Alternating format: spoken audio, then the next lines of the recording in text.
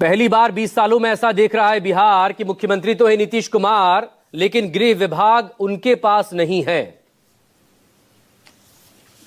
देखिए मकसूद जी, पहली बात तो मैं ये बता दूं कि इसको इतना पॉलिटिसाइज करने की कोई जरूरत नहीं है। ये बिल्कुल ही हमारे गठबंधन का एक हिस्सा, मतलब एक, आप समझिए कि एक प्रोसीजरल फंक्शनैलिटी है कि हम इस तरीके से हमने डिसाइड किया है कि सारा जितना भी मिनिस्ट्री हमने डिवाइड किया है, procedure transfer of power, power का ट्रांसफर कर रहे हैं आप बीजेपी को।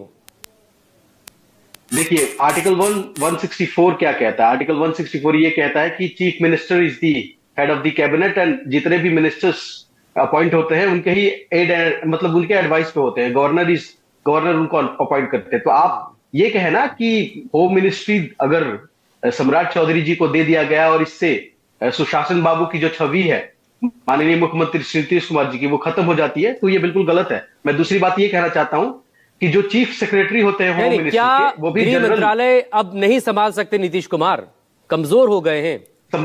सेहत अलाउ नहीं कर रही है या जो नंबर इस बार आए हैं वो अलाउ नहीं कर रहे हैं?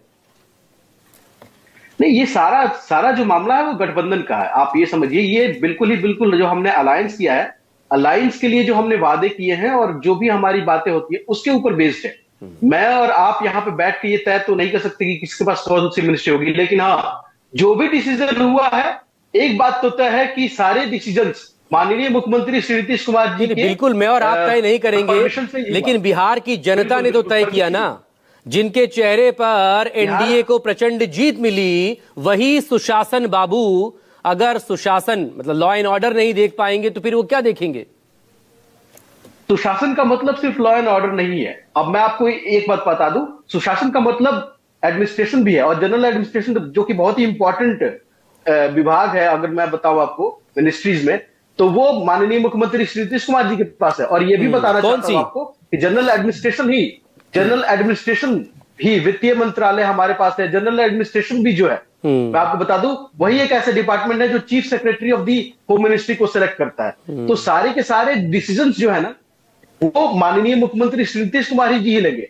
और मैं आपको बता दूं, हमारे गठबंधन को यह भी पता है कि जो हमें मैंडेट मिला है वो माननीय मुख्यमंत्री श्री नीतीश कुमार जी के चेहरे के ऊपर ही मिला है। और दूसरी बात, इस तरीके की मतलब अटकलें लगाना कि माननीय मुख्यमंत्री जी अब सुशासन नहीं कर पाएंगे, तो सारा का सारा कंट्रोल अभी भी आर्टिकल 167 आप पढ़ लीजिए, सारा का सारा कंट्रोल रिपोर्ट देना गवर्नर को वो हमारे चीफ मिनिस्टर साहब ही करेंगे। तो ये कह देना नहीं, वो आर्टिकल क्या कह रहा है और पावर किसके पास कितना होता है वो सबको सब समझ आता है, लेकिन 20 साल से वही चला रहे थे ना, इस बार नहीं चला रहे हैं, इसलिए सवाल हो रहा है कि इस बार क्यों नहीं। ये हमारा शारीरिक तौर पर कमजोर है, मकसूद जी, आंकड़ों के लिहाज से कमजोर है। बीजेपी जिस तरह के आंकड़ों में इस वक्त एनडीए खड़ा है, बीजेपी जहां खड़ी है, तो अब कोई चारा भी उनके पास नहीं है, तो वैसे वो कमजोर हैं। देखिए मैं आपको बता दूं कि हम 5 पार्टियों के गठबंधन है और हमने जो भी डिसीजन लिया है और माननीय मुख्यमंत्री श्री नीतीश कुमार जी ने जो भी डिसीजन लिया है वो पार्टी को ध्यान में रखते हुए, पार्टी के मतलब गठबंधन को ध्यान में रखते हुए लिया है।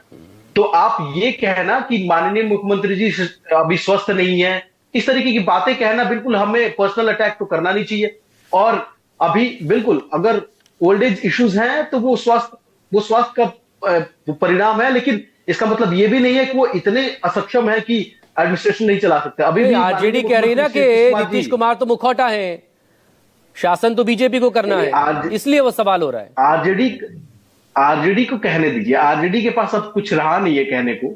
आरजेडी क्या, बाकी महागठबंधन की जितनी पार्टियां उनके पास कुछ रहा नहीं कहने को। उनको जिस तरीके से धूल चटाया हमारे माननीय जनता ने, वो इससे अभी उभर नहीं पा रहे हैं, तो उनको कहने दीजिए। लेकिन बात यहाँ पे ये मतलब इस तरह की पॉलिटिक्स करने की कोशिश की जा रही है मीडिया के माध्यम से भी कि हमारे गठबंधन के बीच में भी असहजता है, लेकिन ऐसा नहीं है। मैं आपको बता दूं, जो भी डिसीजंस हुए आप समझिए, ये सारी चीजें 25 से 30 यही चलेगा, मुख्यमंत्री 25 से 30 यही चलेगा, बिल्कुल यही चलेगा।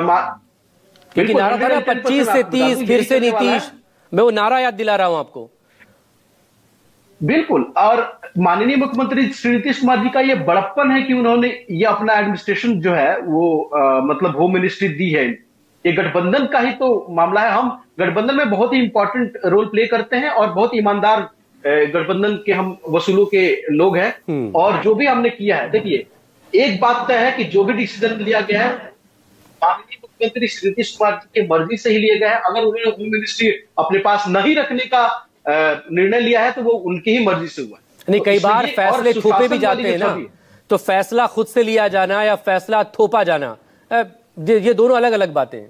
That is the different things. नहीं, आप जानते हैं इस बात को कि माननीय मुख्यमंत्री जी के ऊपर फैसला थोपना किसी के बस की बात नहीं है। आप ये भी जानते हैं कि जब पूरी दुनिया को, जब पूरे देश को ये लगता है कि माननीय मुख्यमंत्री जी सबसे कमजोर हैं, तो वो सबसे मजबूत उभर के आते हैं। तो मैं आपको ये बता दूं, ये कह देना कि उनके ऊपर फैसला थोपा गया है, बिल्कुल नहीं है।